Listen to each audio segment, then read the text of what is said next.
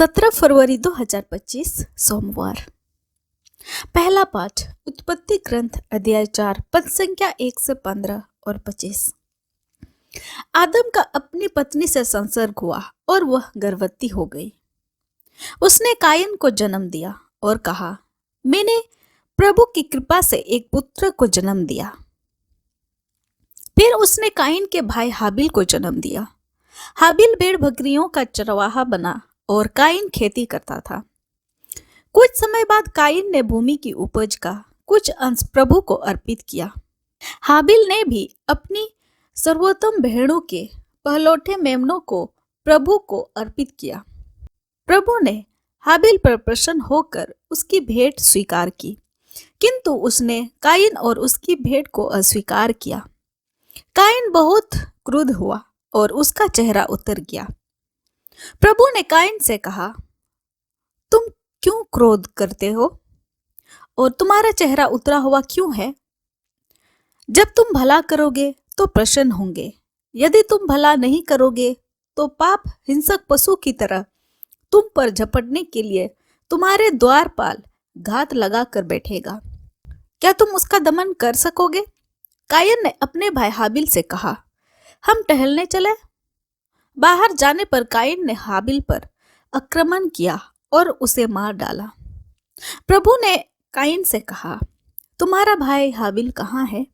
उसने उत्तर दिया, मैं नहीं जानता। क्या मैं अपने भाई का रखवाला हूँ?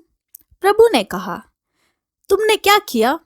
तुम्हारे भाई का रक्त भूमि पर से मुझे पुकार रहा है।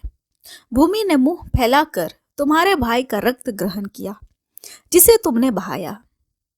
इसलिए तुम शापित होकर उस भूमि से निर्वासित किए जाओगे। यदि तुम उस भूमि पर खेती करोगे तो वह कुछ भी पैदा नहीं करेगी। तुम आवारे की तरह पृथ्वी पर मारे मारे फिरोगे। तब कायन ने प्रभु से कहा, मैं यह दंड नहीं सह सकता। तू मुझे उपजाऊ मिट्टी से निर्वासित कर रहा है। मुझे तुझसे दूर रहना पड़ेगा। मैं आवारे की तरह पृथ्वी पर मारा मारा फिरूंगा और भेंट होने पर कोई भी मेरा वध कर दे सकता है। इस पर प्रभु ने उससे यह उत्तर दिया, नहीं, जो कायन का वध करेगा उससे इसका 7 गुना बदला लिया जाएगा। कहीं ऐसा ना हो कि कायन से भेंट होने पर कोई उसका वध करे। इसलिए प्रभु ने कायन पर एक चिन्ह अंकित किया। आदम का अपनी पत्नी से फिर संसर्ग हुआ। उसने पुत्र प्रसव किया और उसका नाम सेत रखा। उसने कहा, कायन ने हाबिल का वध किया, इसलिए प्रभु ने उसके बदले में मुझे एक अन्य पुत्र प्रदान किया। यह प्रभु की वाणी है। ईश्वर को धन्यवाद। भजन अनुवाक्य। ईश्वर को धन्यवाद का यज्ञ पढ़ाओ। तुम मेरी संहिता का तिरस्कार करते और मेरी बातों पर ध्यान नहीं देते हो, तो तुम मेरी आज्ञाओं का पाठ और मेरे विधान की चर्चा क्यों करते हो? अनुवाक्य। ईश्वर को धन्यवाद का यज्ञ चढ़ाओ। तुम बैठकर अपने भाई की निंदा करते और अपनी माता की पुत्र की चुगली खाते हो। तुम यह सब करते हो और मैं चुप रहूं? क्या तुम मुझे अपने जैसे समझते हो? अनुवाक्य। ईश्वर को धन्यवाद का यज्ञ चढ़ाओ। जय घोष। हालेलुया।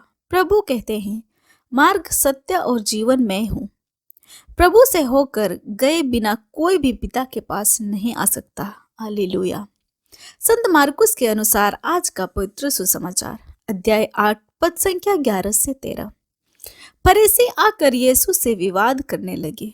उसकी परीक्षा लेने के लिए वे स्वर्ग की ओर का कोई चिन्ह मांगते थे। यीशु ने गहरी आह भरकर कहा, यह पीढ़ी चिन्ह क्यों मांगती है? मैं तुम लोगों से कह देता हूँ, इस पीढ़ी को कोई चिन्ह नहीं दिया जाएगा।